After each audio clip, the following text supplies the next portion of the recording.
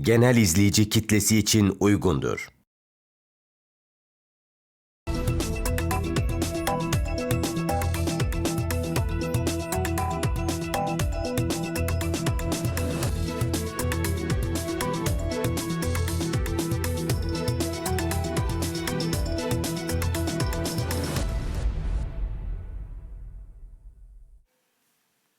Saat Farkı'ndan merhabalar. Farklı ülkelerden konuklarla küresel ve bölgesel meselelere dair her hafta farklı perspektiflere yer vermeye çalışıyoruz. Dünyayı Ekotürk ekranında buluşturuyoruz bu programda. Şimdi bu hafta aslında bir yandan tabii ki hüzünlü olmakla beraber bir yandan da mutlu bir haberimiz ve hikayemiz var. Onu paylaşacağız. Geçtiğimiz haftalarda hatırlayacaksınız. Yine bir konuğum vardı burada. Filistinli, Gazze'den aslında. Gazze'den NASA'ya uzanan yolculuk şeklinde de paylaşmıştık zaten bu hikayeyi. Loay Elbasyouni, NASA mühendisi. Kendisi geçtiğimiz yıllarda bir hatırlarsınız Mars'a yollanan bir helikopter vardı Ingenuity isminde.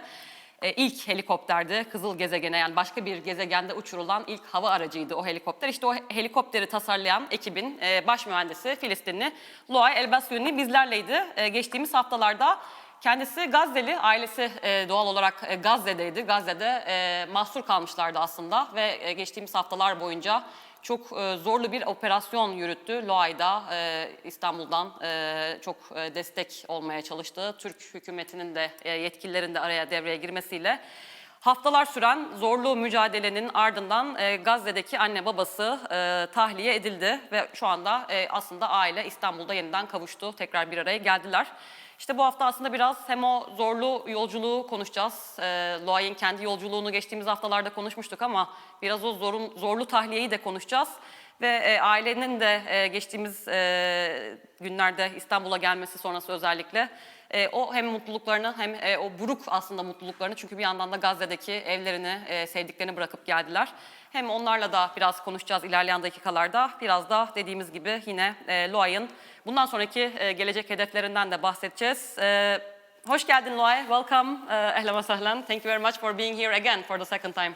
Thank you for having me. And I am extremely happy about your reunion with your family, with your mother and father. Thanks God, alhamdulillah, they are finally evacuated safely from Gaza. They were stuck for a few weeks. And few months actually, for a few months. So it was, I guess, more like compared to sending a helicopter to Mars. I think it was more like a mission impossible, like evacuating your family from Gaza. How was the process? Can you tell us a few words about the evacuation process? Yeah, I mean, it was extremely difficult because, since maybe the third day, I was trying to evacuate them, and, like literally I probably spoke with over 6-7 governments, reaching foreign ministers, the embassies, ambassadors, German, US ambassadors, like the Turkish ambassador, even the foreign ministry here, and and it was extremely difficult because the hardest part was how to coordinate them inside of Gaza, because even we had to do coordination inside of Gaza to get them from Gaza City to Rafah. We were able many times through many governments to add their name into Rafah, but the problem is like how can we get them there because they could not walk. Yeah. So and not a single party could do everything alone because nobody had the full relationship with every single party. So, at the end, with the help of the Turkish government, and coordination, they were able to, to help out, and I had to facilitate even with other people to, to be able to, make the whole transaction work properly. So they were carried by an ambulance first, yes. And I saw the story also on your tweets, on social media, on X. And you said that from your tweets, I saw that the ambulance was attacked by Israel. Yes. So during that time, I think it was very hard for them. And then they were sent back to Shifa Hospital, I guess, your parents. Yes. So how was that process? How complicated was it? And how did you... It was extremely complicated. It's complicated and scary because, we knew about the ambulances going in. It just came last minute. We got a call. We tried to call my parents to ask him to go to the Baptist hospital, but we could not reach my parents. So then we we talked to the ambulance people to go pick them up, but then after they picked them up, they were going to the Shifa hospital to pick up more people, and they actually were shot at. by the Israelis. And one of them, I think the ambulance the driver, ambulance driver unfortunately was killed, yeah, and was two killed. other were injured.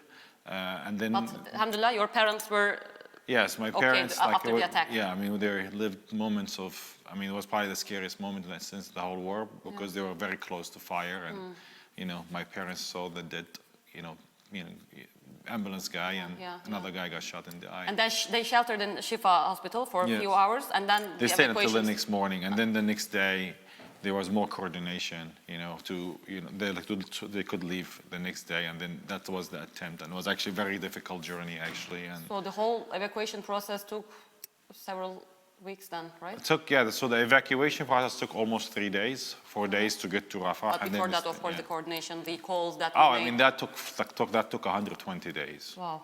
You know, because I had to work with so many people, and nobody could get it done. You know, until in the end, I was speaking with some people here in the government. And Would you want to name them, like thank them?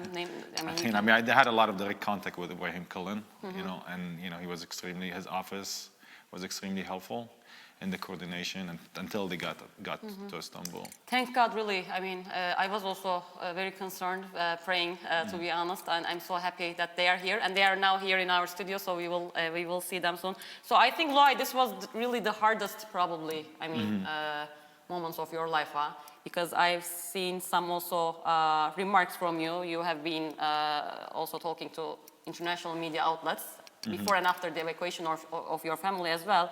And you said that this was really literally more difficult than sending a helicopter to Mars.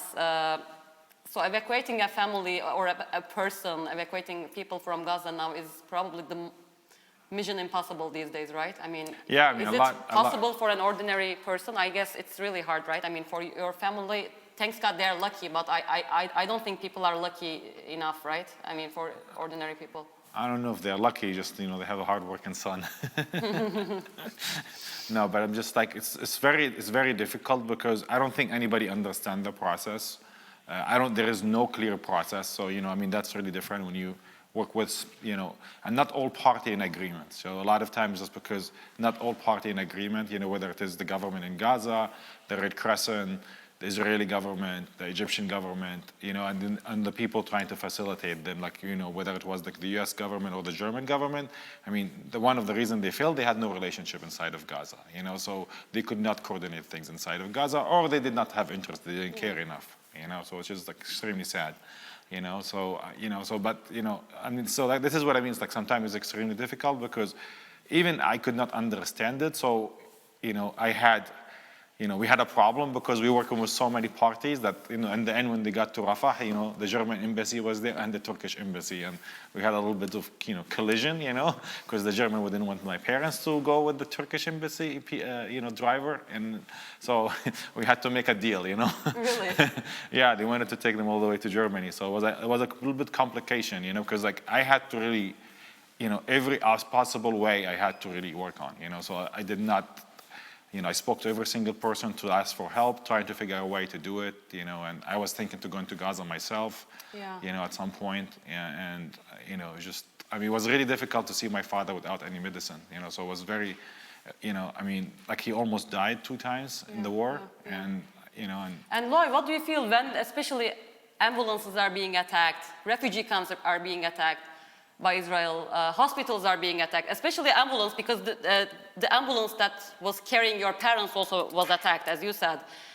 And their so-called excuses because ambulances are carrying Hamas militants, or what do you feel, especially when your parents are in the ambulance? Does Western media, because you have been also talking to Western media outlets as well, do they understand it really? I mean, ordinary people are being carried in those ambulances, and those ambulances are being attacked by Israel. These are ordinary people, not terrorists. So how do you feel, especially, this is also a personal story for you now, so I wonder your feelings, really. I mean, it is very systematic programming, intention of the Israeli military. They follow, honestly, if you read the Talmud or like a lot of the Jewish texts, they actually destroy everything intentionally. Like they kill animals, they kill sheep, they kill cows, they kill chickens, they kill everything.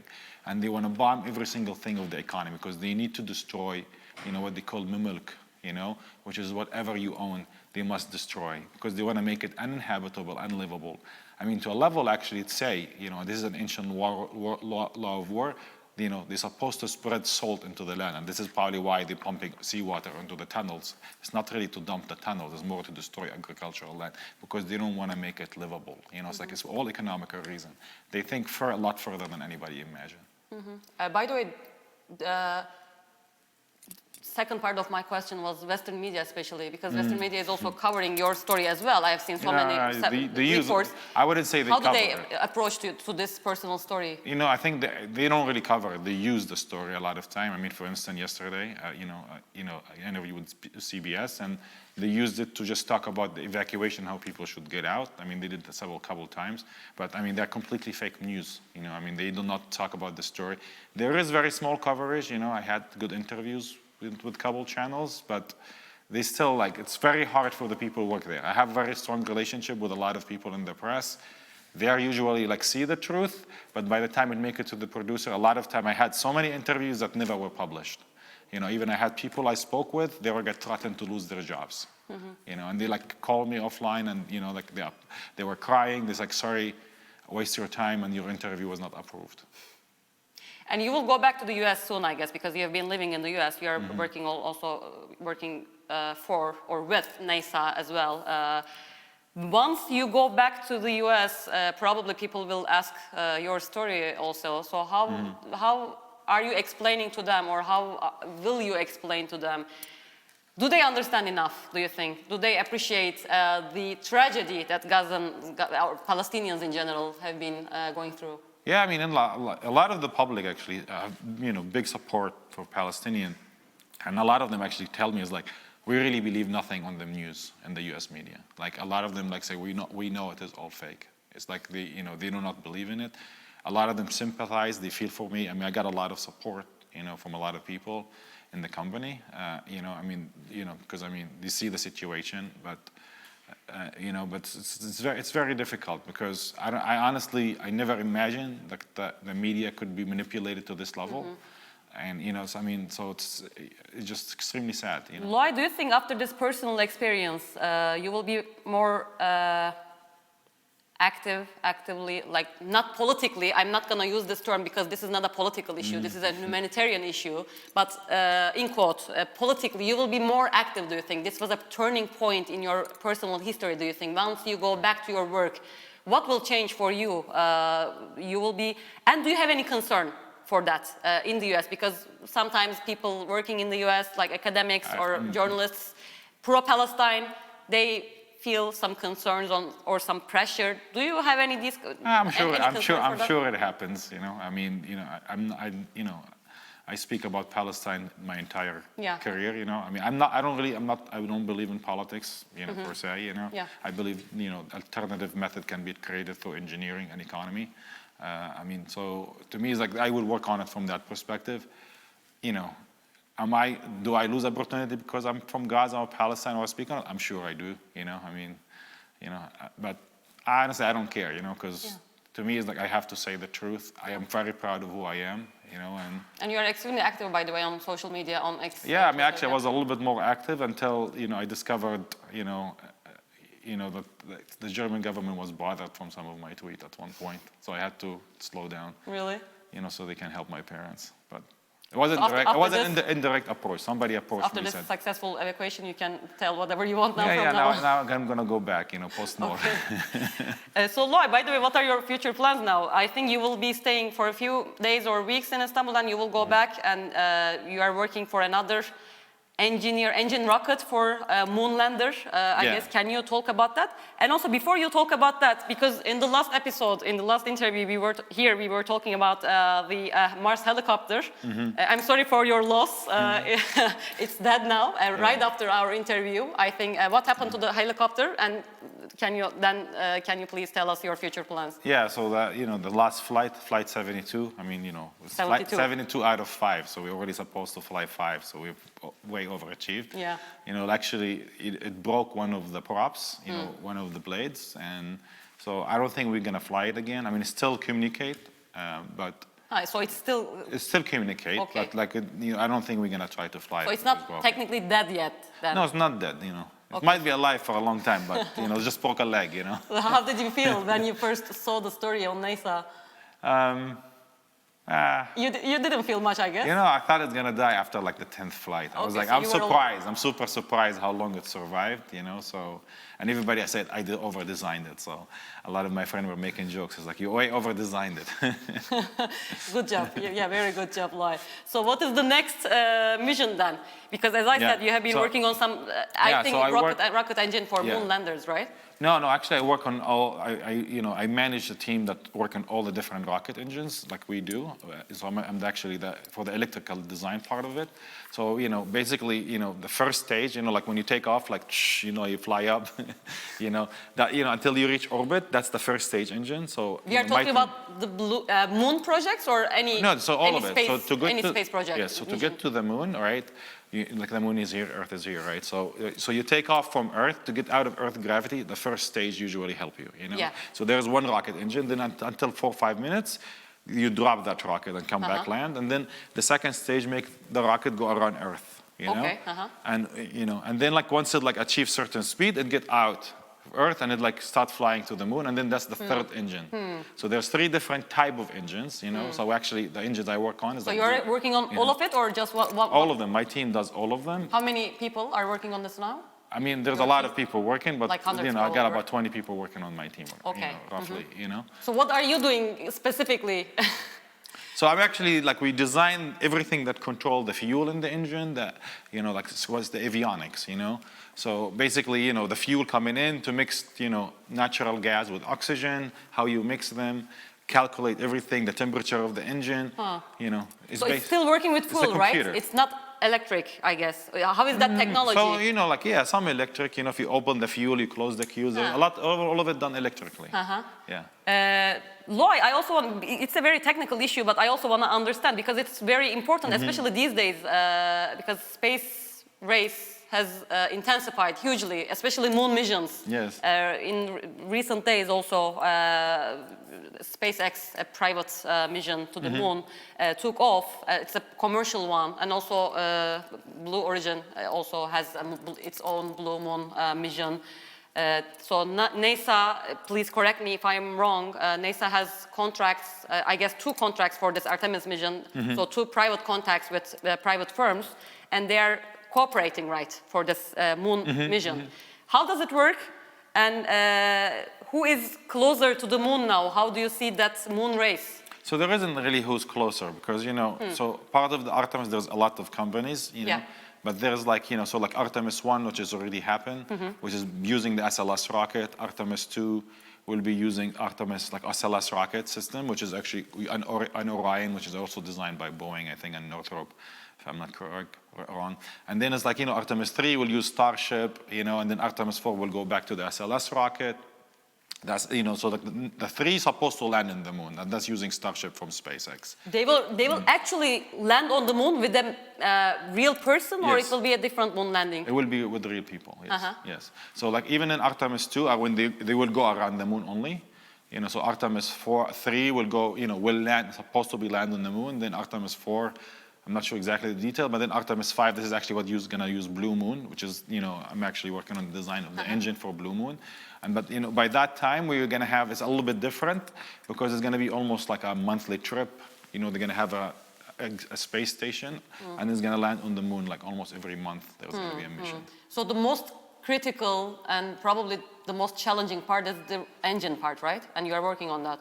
What are the risks? Every part is critical. I mean, for sure, but we just like in your car, I mean, there's a lot of extra feature. Brakes is very important, right?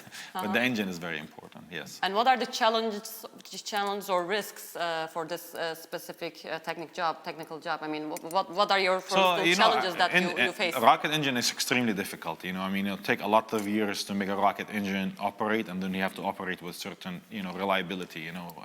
So it's like there's a number of failure. You cannot really fail, So I mean, every single part of spacecraft design, actually, we design with safety assurance. So it's like, if there's a human on the mission, actually make it more difficult because you have to make sure that the mission can be safe.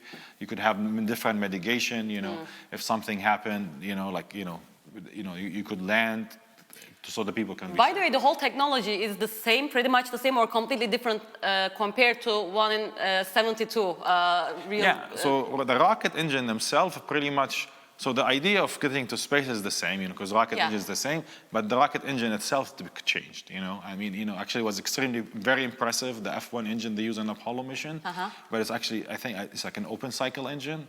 A lot of the engine today are closed cycle engine, which was actually make them a little bit more efficient. Did you guys also, you and your colleagues in the team, saw that engine for the Apollo mission and back in 72? Actually, and did you check? Did you? I mean, did you learn from that? Actually, our CEO, I mean, he actually paid for retrieving the Apollo engine out of the ocean. And actually, they're actually in the flight museum now in Seattle. You could actually see the actual engine, like pieces of it. Actually, our company paid for it to retrieve it. Interesting.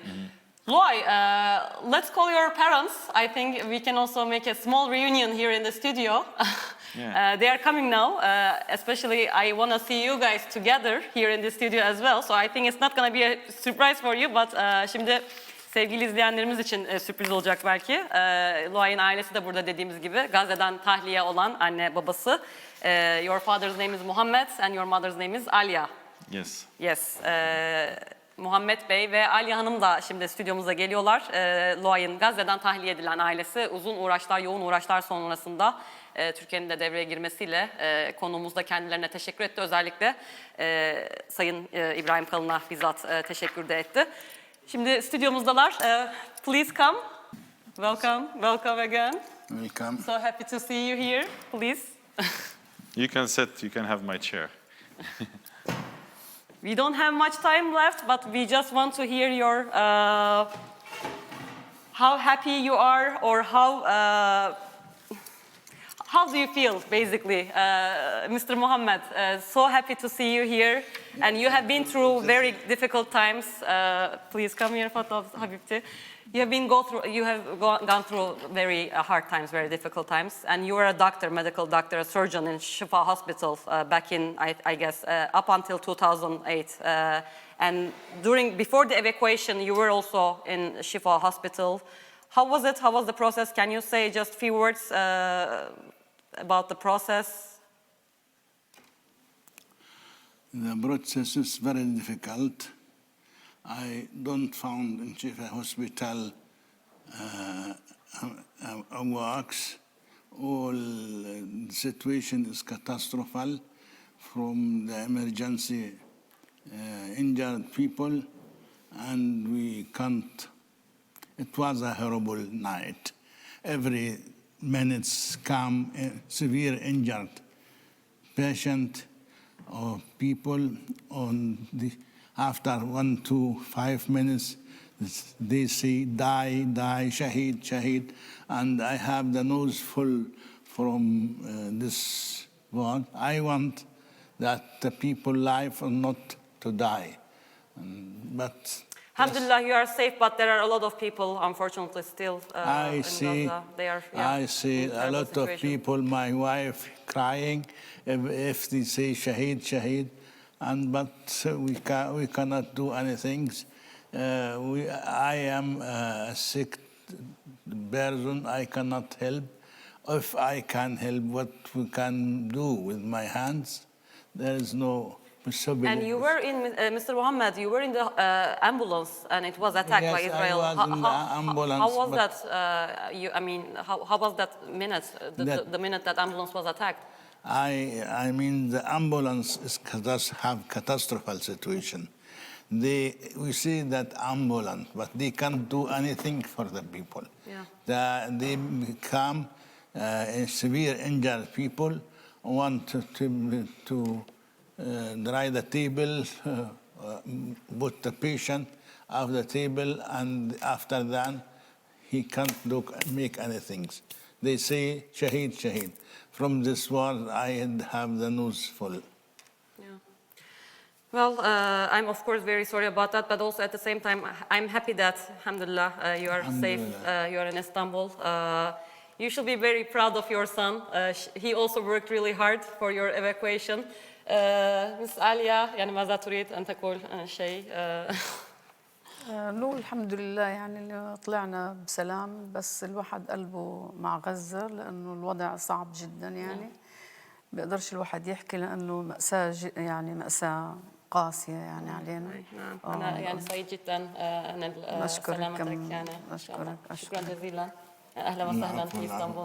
أهلا بك ونشكر الجميع يعني. شكرا جزيلا. شكرا للسيد طيب أردوغان والحكومة التركية على مساعدتنا للحضور هنا في evacuation. Yeah, thank you very much. Whoever contributed to this operation, thank you very much for also to them, for them to bring you here safely. Loay, thank you very much for coming here.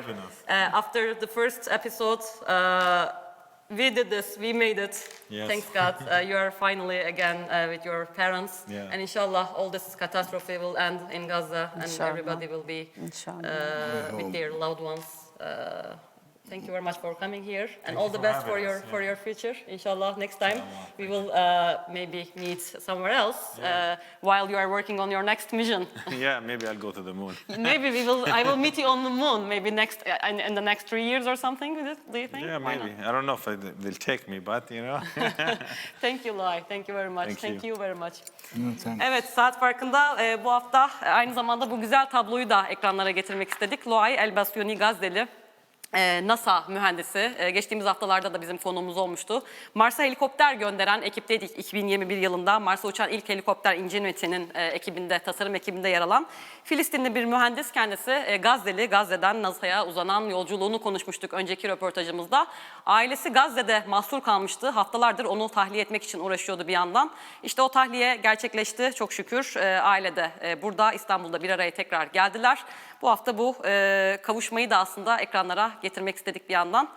Umarız Gazze'deki bu korkunç insanlık dramı da en kısa zamanda biter. Böyle güzel tabloları görürüz. Acı tablolar yerine bundan sonra artık. Saat farkını böylelikle noktalıyoruz. Bu güzel kavuşmayla tekrar hep güzel haberlerde ve güzel programlarda karşınızda olmak dileğiyle. Hoşça kalın.